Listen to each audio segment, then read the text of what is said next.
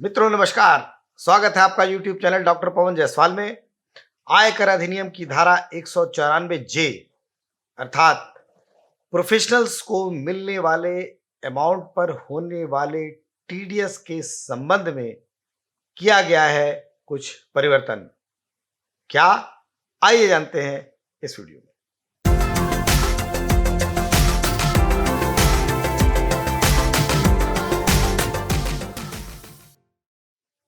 मित्रों, हमारे देश में ज्यादातर लोग ऐसे हैं जिन्हें सेक्शन 194 जे के अंतर्गत टीडीएस करके पेमेंट मिलता है।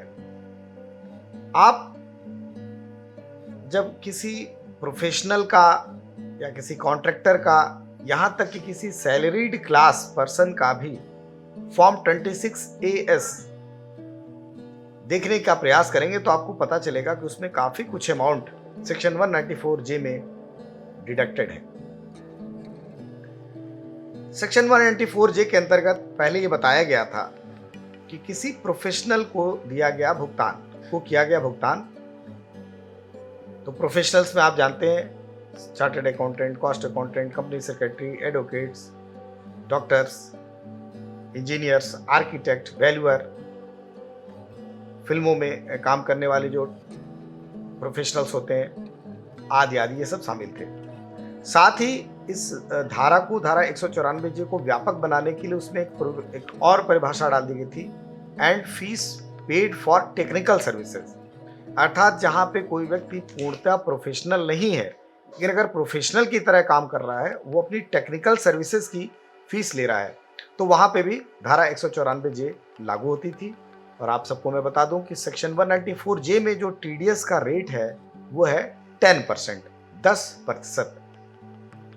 तो ये जो 10% की दर से कर लगता था, इसमें दो बातें थी। एक था फीस पेड टू प्रोफेशनल और दूसरा था fees paid to for technical services to technical service provider. अब यहाँ पे एक बहुत बड़ा डिस्प्यूट ये पैदा होता था कि पैरेलली एक सेक्शन है, सेक्शन 194C, जहाँ पे कॉन्ट्रेक्चुअल इनकम की बात की जाती है।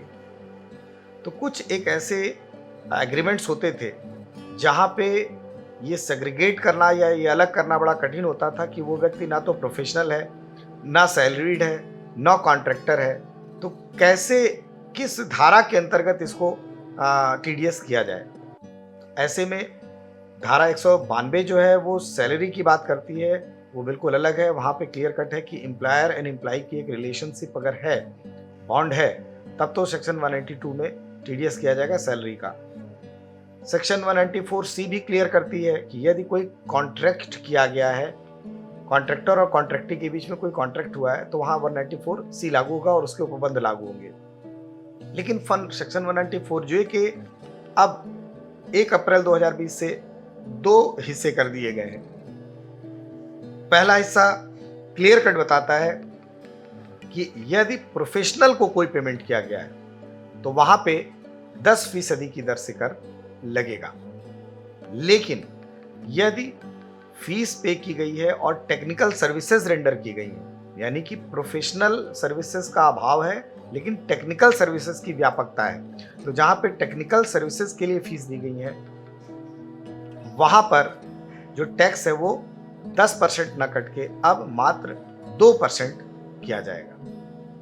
तो ध्यान रखिए, ये वीडियो देखने वालों से मैं आपसे अनुरोध करूंगा कि अब आप सेक्शन 194 जे को दो पार्ट में आप पढ़ेंगे।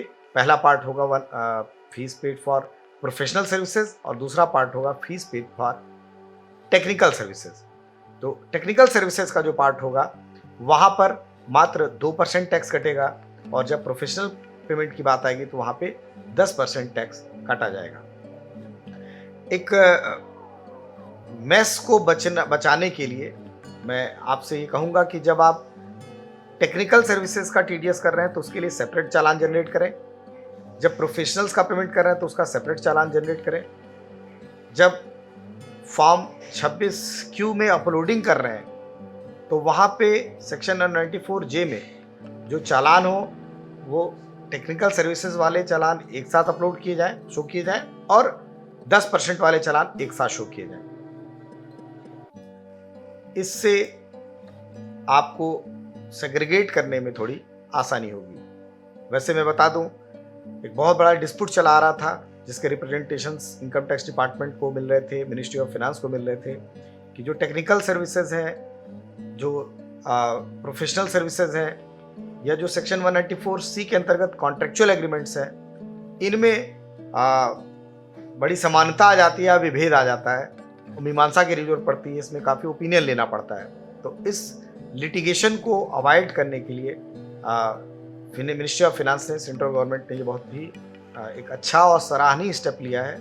यहाँ पर किसी भी कॉन्ट्रैक्ट में ज्वाइन करने के पहले ये क्लियर कर लेना होगा कि आप जो पेमेंट कर रहे हैं, डिडक्टर जो पेमेंट कर रहा है डिडक्टी को, वो प्रोफेशनल फीस पे कर रहा है या उसकी टेक्निकल सर्विसेज की फीस पे कर रहा है।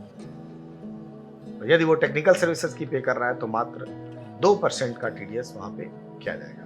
आज के लिए इस वीडियो में इतना ही। फिर मिलेंगे नए वीडियो में नई जानकारी के साथ। देखते रहिए YouTube channel doctor Pawan Jaiswal. धन्यवाद, नमस्कार।